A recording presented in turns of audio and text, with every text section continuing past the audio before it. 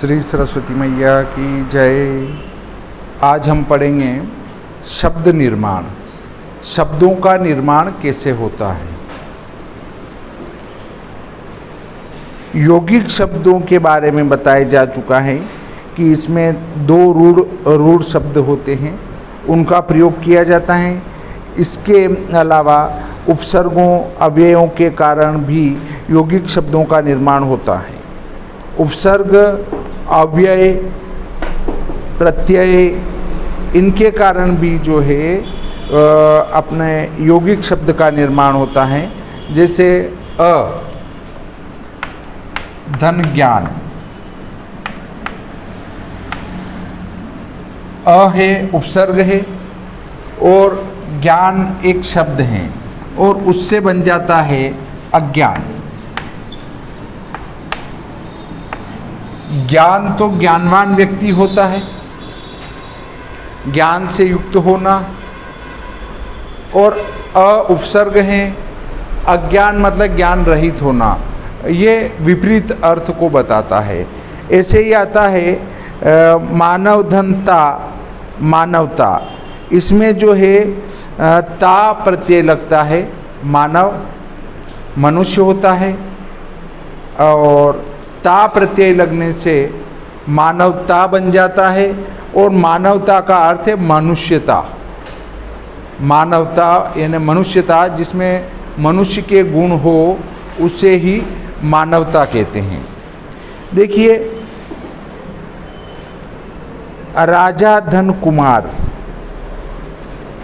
राजकुमार, राजा धन कुमार राजकुमार शब्द बनता है। बैठो, इसमें राजकुमार हमारा समास बन जाता है। इसी प्रकार आता है ओ धन ई, इससे बनता है। ऊपर दिए गए उदाहरणों से स्पष्ट, जो अभी मैंने उदाहरण बताया उसमें उपसर्ग प्रत्यय संधि और समास के कारण नए शब्दों का निर्माण होता है। संधि के बारे में भी हम पहले पढ़े हैं, संधि पढ़ चुके। संधि 3 प्रकार की होती है और उपधन सर्ग, उपसर्ग जिसको कहते हैं, उपसर्ग किसे कहते हैं? उपधन सर्ग। उप यानी निकट रखना या निकट, उप यानी निकट होता है। इसी प्रकार सर्ग का अर्थ है सृष्टि करना, अर्थात निकट में बैठना, है ना। उपसर्ग वह शब्दांश या अव्यय हैं जो किसी शब्द के आरंभ में जुड़कर उसके अर्थ में मूल पद के शब्द के अर्थ में विशेषता ला दे या उसका अर्थ ही बदल दे।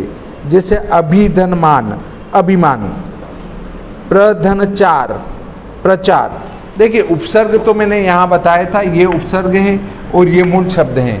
किसी शब्द के पूर्व में जुड़ने वाला शब्द या शब्दांश उपसर्ग कहलाता है।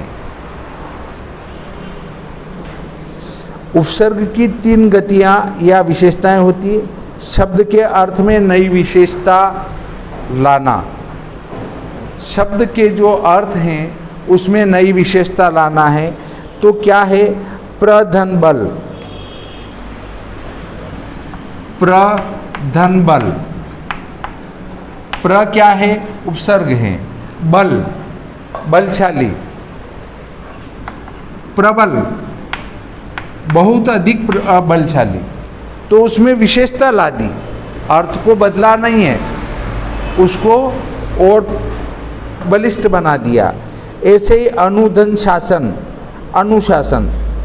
अब शब्द के अर्थ को उलट देना, शब्द के अर्थ को उलट देना। ज्ञान का अज्ञान हो गया, ज्ञान यानी ज्ञान से युक्त, अज्ञान यानी ज्ञान से रहित। तो पूरा उल्टा हो जाना भी इसके अंतर्गत आता है। इसके बाद शब्द के अर्थ को उलट देना, यहाँ शब्द के अर्थ को उलट दिया। तीसरा नंबर आता है शब्द के अर्थ में कोई खास परिवर्तन न करके मूलार्थ के इर्द गिर्द अर्थ प्रदान करना। मतलब जो शब्द का अर्थ बदलता नहीं है, विशेषता नहीं लाता है, परंतु जो मूल शब्द है उसके आसपास का अर्थ ही बताने वाला भी एक विशेषता इसकी होती है। वो ये है विधन शुद्ध, विशुद्ध। ऐसे ही आता है परिधन भ्रमण, परिभ्रमण, भ्रमण यानी घूमना, परिभ्रमण चारों ओर घूमना। उपसर्ग शब्द निर्माण में बड़ा ही सहायक होता है। एक ही मूल शब्द विभिन्न उपसर्गों के योग से विभिन्न अर्थ प्रकट करता है। जैसे प्रधनहार प्रहार, चोट करना, आधनहार आहार भोजन। देखो हार दोनों का एक ही मूल शब्द है, वो हार है। हार माला भी होती है, हार यानी युद्ध में हार जाना वो भी हार होती है, किसी खेल में हारना वो भी हार होती है। और इसी प्रकार उस हार में लग गया तो प्रहार हो गया, तो चोट करना होगा। और ऐसी हार में आ लग गया तो आहार हो गया, वो भोजन हो गया, है ना। ऐसे ही समधनहार संहार हो जाता है, हार में सम लग जाता है तो संहार नाश हो जाता है। ऐसी हार में वी लग जाता है, विहार हो जाता है तो घूमना फिरना हो जाता है। हार में परि लग जाता है, परिहार हो जाता है, अनादर तिरस्कार हो जाता है। हार में उप लग जाता है, उपहार सौगात हो जाता है। हार में उत लग जाता है, उद्धार हो जाता है, मोक्ष मुक्ति हो जाता है। हिंदी भाषा में 3 प्रकार के उपसर्गों का प्रयोग होता है। संस्कृत के उपसर्ग ये कुल 22 है। संस्कृत के उपसर्ग हिंदी में 22 हैं और हिंदी में अपने उपसर्ग 10 हैं और विदेशी जो है वो 12 उपसर्ग हैं। इस प्रकार हम कह सकते हैं कि 44 उपसर्ग कुल आते हैं। जैसे प्र, परा, अप, सम, अनु, अत, अव, निस, निर, दुस, दूर, वी, नी, आ, अति, अधि, सु, उत, अभि, परि, उप, प्रति। ये जो है प्रमुख उपसर्ग अर्थ उनसे बने शब्द थे, उनके अंतर्गत आता है। इन उपसर्गों से कई शब्द बन जाते हैं। हिंदी के उपसर्ग में आते हैं अ, अन, क, कु, अद, औ, अव, नी, भर, सु, स, उन, दू, बिन।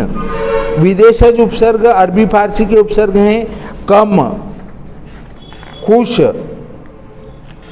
ऐसे ही निषेध रहित का आता है गैर, दर, ना, ब, बद, बा, बर, बा, बिला, बे, ला, सर, हम, हर, ये। ऐसे उपसर्ग अव्यय संज्ञा सर्वनाम विशेषण अ, अन, अंतर, काकु, चीर।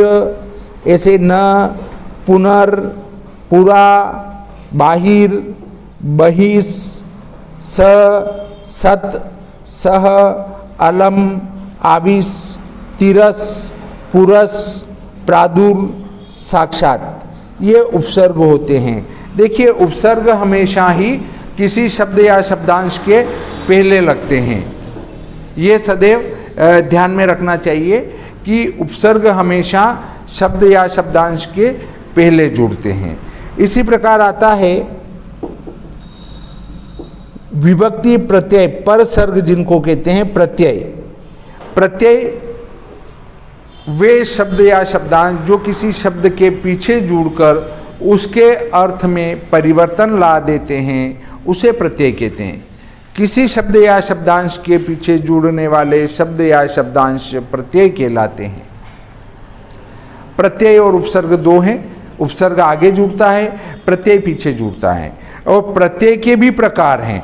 प्रत्यय के क्या प्रकार है? एक तो विभक्ति प्रत्यय जिनको कहते हैं परसर्ग, संज्ञा सर्वनाम पदों के साथ ने, को, से आदि प्रत्ययों का प्रयोग होता है। ये कारक चिन्ह हैं, अतः विभक्ति प्रत्यय के नाम से जाने जाते हैं। इनको विभक्ति प्रत्यय भी कहते हैं। जैसे कर्ता ने, कर्म को, करण से, अपादान में पर, ये जो आते हैं उनको प्रत्यय कहते हैं।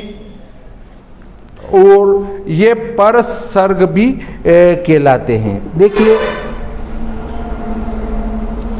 संज्ञा से ये प्रत्यय प्रायः अलग रहा करते हैं। ये केवल इस बात का संकेत करते हैं कि उक्त संज्ञा का प्रयोग किस कारक के लिए हुआ है। जैसे रामू ने, मोनू को, लड़कों में आदि।